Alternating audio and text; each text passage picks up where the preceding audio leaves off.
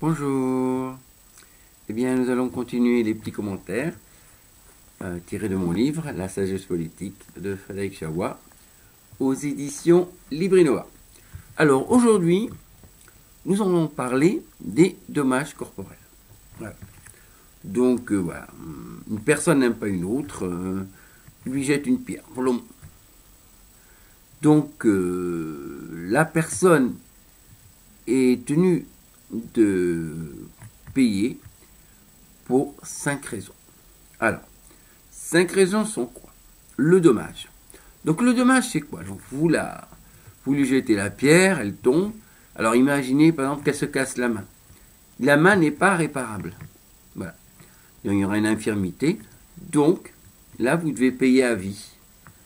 On compte s'il avait la différence entre le fait que sa main soit invalide et que le fait que sa main finalement retrouve toutes ses facultés. D'accord? Donc voilà. Donc, ensuite, vous avez la douleur. La douleur qui dépend de la sensibilité de la personne. Effectivement. Si vous jetez une pierre à une personne qui fait 2 mètres super costaud et une fille frêle, fragile, la douleur n'est pas la même. Donc, suivant la personne, vous paierez plus. La guérison. Donc, la personne, vous lui jetez une pierre, elle est tombée par terre. Automatiquement, vous devez payer tous les frais de santé, ce qui est logique. Ensuite, l'incapacité de travail. Imaginez par exemple, voilà, vous jetez une pierre sur une personne. Cette personne, elle tombe. Cette personne, donc elle va aller à l'hôpital, par exemple, elle est 15 jours. Cette personne, par exemple, était professeure. Donc, on dit, voilà, elle est professeure, elle gagne, disons, 2000 euros, elle est restée 15 jours, donc ça fait 1000 euros, donc c'est à vous à payer les 1000 euros. Et enfin, la honte. La honte, c'est quoi? Alors, la honte aussi dépend de la personne qui fait le délit, je veux dire, le crime finalement, et la victime. Donc, l'indemnité est en fonction de celui qui cause et celui qui est l'objet. Effectivement, si vous frappez par exemple, je sais pas, un juge par exemple, ou le maire, c'est beaucoup plus grave qu'une personne ordinaire. Et donc ça, c'est très très important. C'est pour ça que justement, moi, je parlais des élections présidentielles, moi je vous promets, en cas de... Si nous avons quelques pouvoirs, une des premières lois que nous imposerons justement, celui qui frappe un maire, tout de suite il va en prison. Ça c'est inéluctable, je veux dire. Ça c'est inadmissible. Bien sûr qu'on frappe n'importe qui, c'est très grave. Mais un maire ou un juge, un policier, c'est très très très très grave, je veux dire.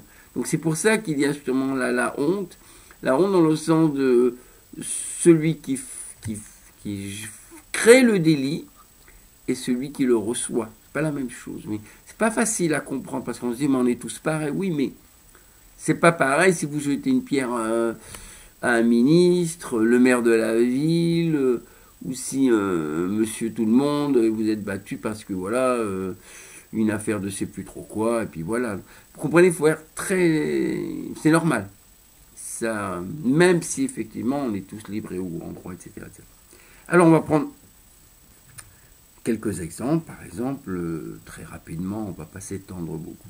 Par exemple, moi j'ai travaillé dans une petite école, par exemple, en tant que prof d'anglais. Donc c'était en CE1, CE2, voilà, donc j'enseignais l'anglais. Et à un moment, il y a un jeune enfant, bon, je sais pas s'il a giflé la cuisinière ou il a jeté quelque chose sur le visage. Voilà. Bien entendu, plainte, personne n'en a rien à faire, la justice, alors surtout pas, va pas surtout s'en mêler. Aucune conséquence. C'est même plus grave puisque le gamin c'était comme un roi, comme un chef, parce qu'il avait frappé la cuisinière ou lui avait jeté je sais pas trop.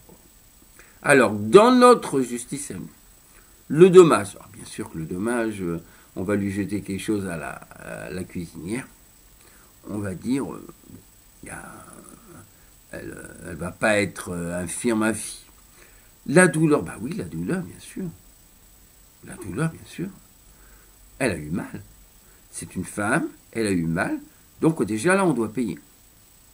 Alors, la guérison, il n'y a pas de guérison, je veux dire, on lui jette un truc, on lui met une baffe, il n'y a pas de guérison, mais il y a une douleur.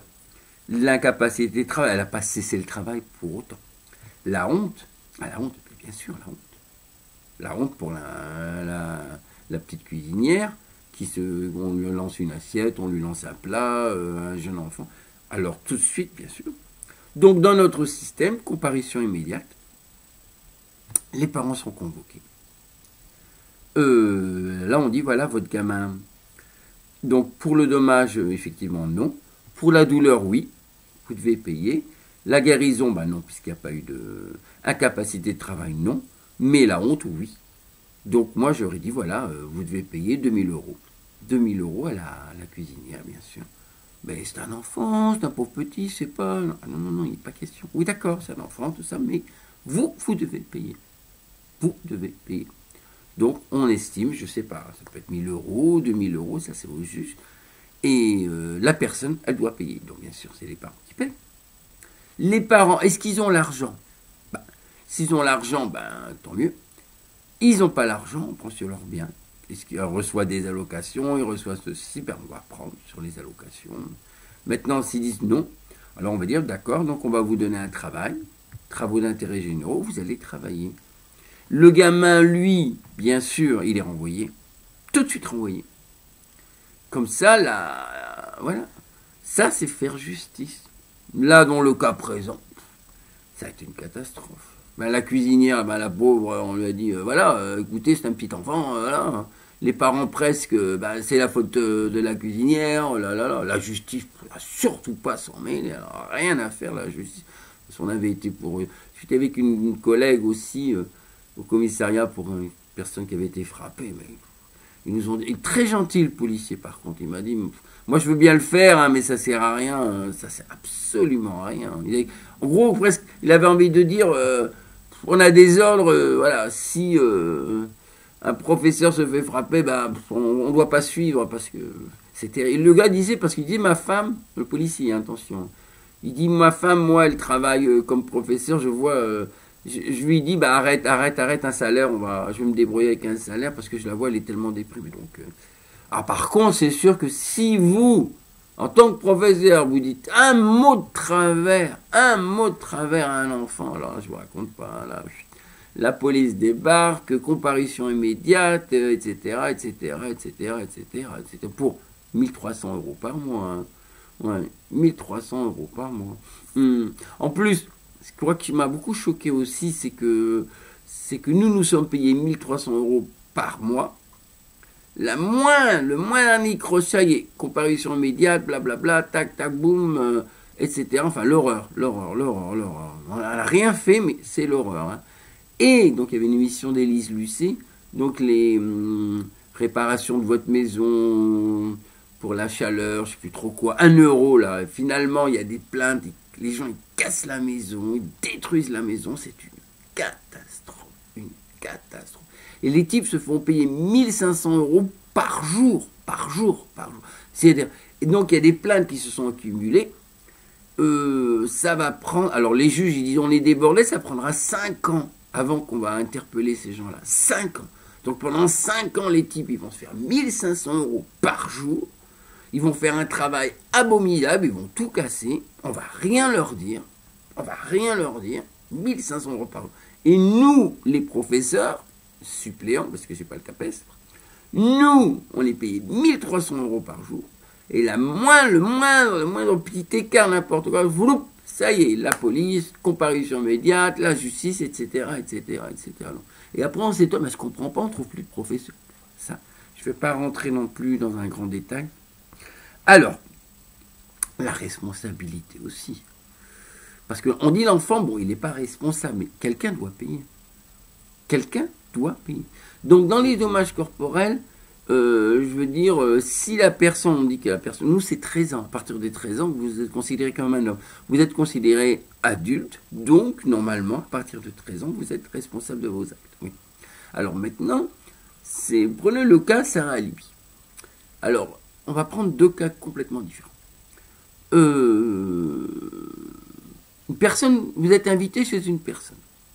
Et puis, bon, c'est tard, le soir, tout ça. Votre hôte vous dit, bah écoute, reste à la maison, fais dodo et une chambre d'amis.